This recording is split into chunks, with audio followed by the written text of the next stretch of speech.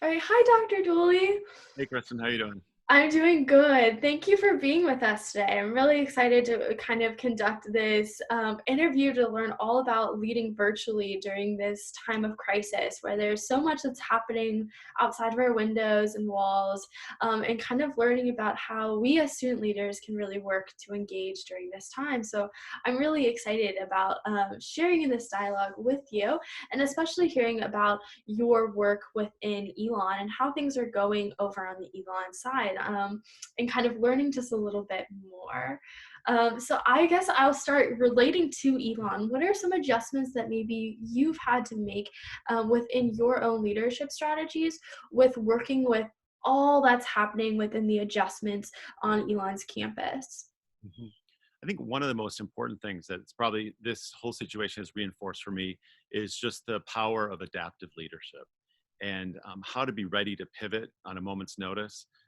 In a lot of situations, we look to leaders to have answers, to have responses, to have some certainty about what's going to happen and what we need to do. And in a situation like we've had, where the information is changing, where the situation changes frequently, what you might do one day and a decision you might make might not be the right one with more information that you might get just a couple of days later or weeks later. And so just being able to be adaptive and to help people with some uncertainty we have. We are emerging into a time where it looks like we're going to have a lot of uncertainty and a lot of anxiety for the foreseeable future. And those aren't comfortable places to be. Mhm. And they're not comfortable for people who are participants in a group. And they're certainly not comfortable for leaders in a group. And so how do you lead in that kind of a circumstance when you can't provide the certainty that people want to have? Yeah, Been the biggest absolutely. shift and one of the things I've learned a lot about. Yeah, especially in finding ways to really be vulnerable about the fact that we're not always quite sure what's around the corner. And sometimes that's a really daunting thing, but also something that I think within like my own experience, and I'm sure maybe yours very much the same, that making a plan seems very difficult right now, especially when we're trying to keep in this long view perspective of looking at what's to come when we're not quite sure what that might be. So, what might be some of your advice for our student leaders on Elon's campus to kind of push past some of the fatigue that we might have faced within working through virtual formats throughout the school day, but then continuing that virtual format for our meetings? The energy exchange isn't always quite the same, and many, I think, are experiencing screen fatigue, and also just lower levels of engagement and involvement, just from that screen fatigue itself. So, what might be some ways that we can kind of work to push past this, especially as we come into our summer months and have a great opportunity to reflect and grow within the organizations that we're in? Mhm. That's a really good question. And I think we're hearing a lot right now. We did a survey with students just a couple weeks ago and got some feedback from them about what their experience has been with the transition to remote learning. And what you're describing, that motivation and that difficulty feeling motivated and staying motivated, is something that we heard quite a bit from students in the responses to that. And some of that is to remember, I think that this is one of those times when the purpose, the why becomes really important.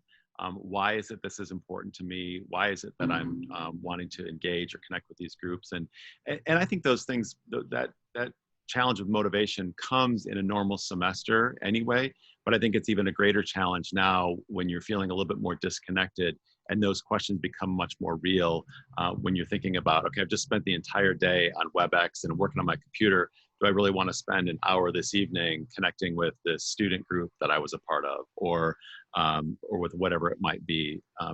And so that purpose really becomes important, and be able to spend some time thinking about what's most important to me, what gives me energy, what gives me motivation, what helps sustain me, and how do I stay connected to those things? And sometimes that might mean letting go of a few things. Elon students tend to be really involved, and I would say in many cases over involved. And so if you are finding that this just feels like another WebEx or another thing that you feel obligated to do, it's okay to ask yourself which of these are most important, and how do I make sure I put those things in first, and maybe let go of some of the other things that feel like they're less important. Mhm. My dog coming through. Hey, that's just as That's the other important thing, too. being able to just have humor in the moment, right? When Yeah. and just to take a time, to take a break and go for a walk and do what you need to do, spend time with your family or your dog or whatever. I mean, that's the one thing that I think has been a silver lining in this is for many students being able to be home has meant time with their family that they didn't expect they would have, Yeah. be reconnected in ways that they didn't think would happen. And pets and siblings and all, they're all part of that. So I Yeah. think that's important too. Absolutely. I found that that has been like a true gift for in my family because I was really only supposed to be home for like a week and a half before returning back to Elon to continue working for the Center for Leadership and then also as a summer tour guide. And then my sister is a high school senior, and so she's getting ready to pack her bags to head to IU Bloomington. And so we knew that our time was kind of dwindling with it being the four of us all together, but this was a true surprise and a really special gift to have months that we never expected right before we kind of both part ways from our childhood home and kind of leave my parents to the empty nest, which is it's been a really really special thing. And I think it's really given us a lot of time to kind of reconnect, which has been a gift. And like you said, a true silver lining. And I think I mean, that's a part of it too, right? Is to recognize that when we're in situations that we don't like, that we didn't want to be in, that we didn't ask for, it can be really easy to really focus in on what we don't have, what we're missing, what isn't happening, how hard something is. That we can sometimes miss the silver linings or the benefits that we get from that. I know in my own family, we're sitting at, so my kids, I have two kids, and they're also remote learning, and so Mhm. we're all home all day, and but we're having family dinners at night that we didn't have when there was soccer and piano and swim and all those kinds of things happening. And so to be able to take advantage of that in ways that were unexpected and to see those as unexpected gifts, and to cherish them, I think that really goes a long way in terms of motivation and helping sustain just our way of being, way of living. Absolutely. Celebrating the little things. That is important. So back in terms of Elon, obviously we are all many of us are looking towards what will be the other side once we kind of are able to return back to campus and things will seem more normal. But we do have to admit the fact that it's not going to be a 180 of what we're doing now, and normal will look very very different than what it has previously. So what might be some of those long-term effects that we might see, both as things kind of adjust to this new social distancing format that we will be working with, but also in terms of the way that we're doing things after trying out new models from being through a virtual format in this time apart? Mhm. I think, yeah, that's a good question, and there's a couple of things I think embedded within that. One is I hope and I sense that there's a much deeper appreciation for our ability to engage with other people and just to be with others. And I notice even in our residential campus environment that we have, that people will go from one thing to the next without really spending time with the people that are around them right now. I think about all the times I've seen students walking across campus, connected with somebody else, looking in their phone, and talking to the person on a phone when there's this whole community of people around them. And so I wonder if our tolerance for connecting with people just through a screen will be limited enough that we'll be able to spend time with the people who are in our presence in different ways. So that's a hope that I have.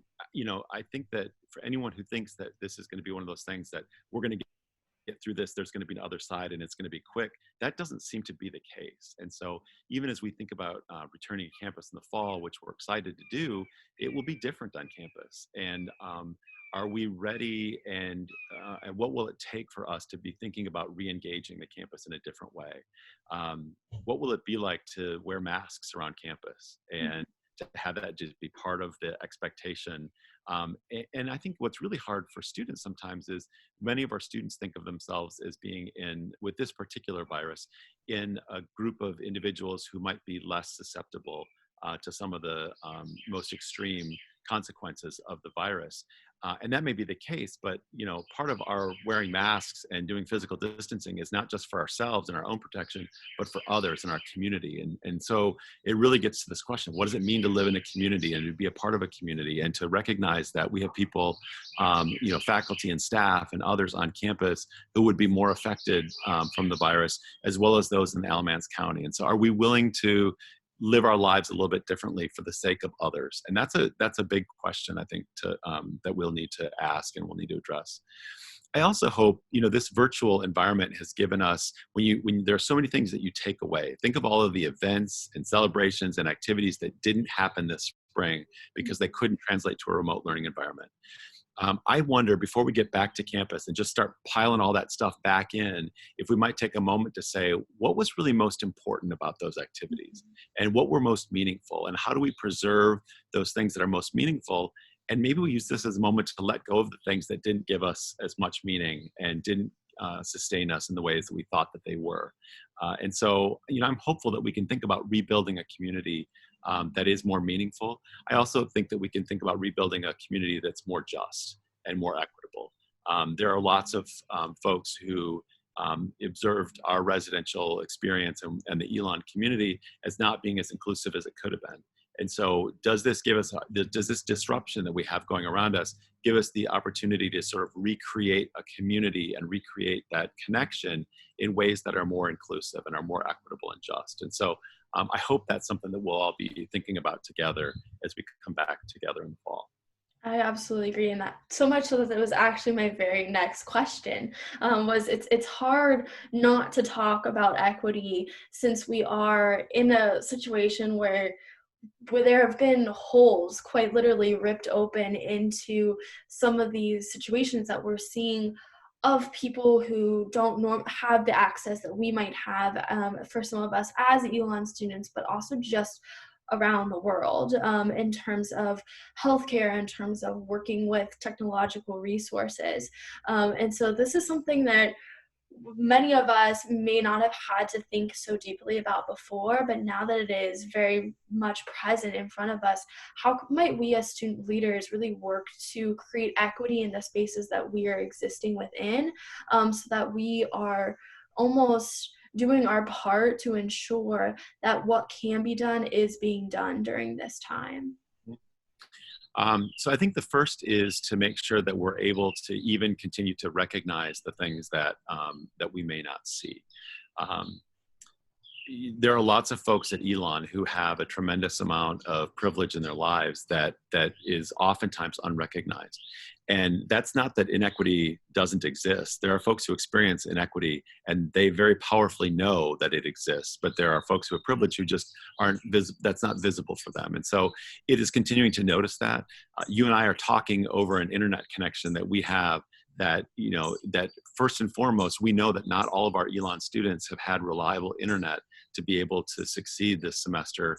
And so, that's an area where inequity existed, but was maybe invisible to folks until it became very real in their learning environment, in their classroom, and their ability to complete courses. So I think it's to recognize where those things exist, and then to think thoughtfully about what is it that I can do about that. What are the actions that I can take? What are the ways that I, as a student leader, organize events and activities? What does that mean for me? What are the choices that I make about how I spend my time? And I think that we all do things in our lives that give us pleasure and enjoyment, but I hope that there are some deeper questions about what's my purpose for being here, and are there things that I might do for others, and could I spend my time differently if I had an orientation towards the needs of my community as well. And so I do hope that more students will think about that as we get back. We will have children in this county, as we do across the country, who have been out of school for the better part of the semester. And in their case, really from March through when they were supposed to be there in June. And then there are summer programs that may not happen for students. And some of those programs are important, not just for their learning, but for their growth as well. And so how can we contribute to the work that's going to need to happen to help students educationally, but also with their growth. And so I think that there's going to be some tremendous needs there. We're seeing what inequity in healthcare looks like. And we're seeing differential impact of this virus on different communities and populations and demographics in the United States. Hopefully that has us thinking differently about what's our role in that. What might we do about creating a world that is a more equitable world? And so I think that, whether it's wealth, whether it's education, whether it's healthcare, there are lots of things that hopefully we will be thinking about with students. And even for students, it may not be, how can I solve this problem today, but how can I better understand my role within that, within my discipline, within what I'm studying, within what my career path is going to be, so I can think about the contributions that I'm making to the world after graduation, as well as during my time at the university. Does that help? Yes, very much so. I think I've spent a lot of time, especially thinking about the education piece, just because that's what I do. That's my major. And when we left, I was in the middle of working with third graders in Gibsonville Elementary, and knowing their experiences and knowing their backgrounds and knowing that the homes or the lack thereof that they were leaving to go to was something that I think I've spent many nights up about, and have definitely shed tears about, because I think that it's something that school is something that is an escape for many, and a safe place for many others. And thinking about that was absolutely heartbreaking. And I'm also interested to see where a lot of these systems will end up going, as a result of this, of having this reflection time to think about our actions in a very new and intentional way, and disrupting almost this wheel system that we've been continuing, whereas now we have really had to recreate it, and what might be the product of that, especially in terms of matters of equity when working with students from all different ages, along with working from people in different age demographics too. And then my last question for you was, oh, all right, so I have one last question, which is just a little more lighthearted. But what are some of the things that you are doing to kind of take care of yourself during this time, especially with having two kids in the household and being as a family too? Yeah. So there have been silver linings to all of this, right? And one of the silver linings has been that, April, for a vice president for student life on a college campus, April is an incredibly busy month. All of the end of the year activities and events, and it's a time of year that I can go from one event to the next throughout the course of the week in the evenings, and not see my family and not get to spend much time on weekends or other kinds of things. And so I would say that just being able to be with my family, to have us all here, has been pretty cool. This is April in North Carolina is a beautiful time of year. It's a beautiful season. And I like to garden and do yard work. And so it's been great. I built some raised garden beds, and I got a garden planted. And so just to be able to spend some time in different ways. And I will say that it's a tremendous luxury that I have been employed through this time, and that I've been able to do those kinds of things. And I know that's not true for everyone, but it has been nice to take advantage of those moments when I can. So it's just trying to stay connected to the people and things that are most meaningful to me. Absolutely. But there has been a lot of time spent responding to emails.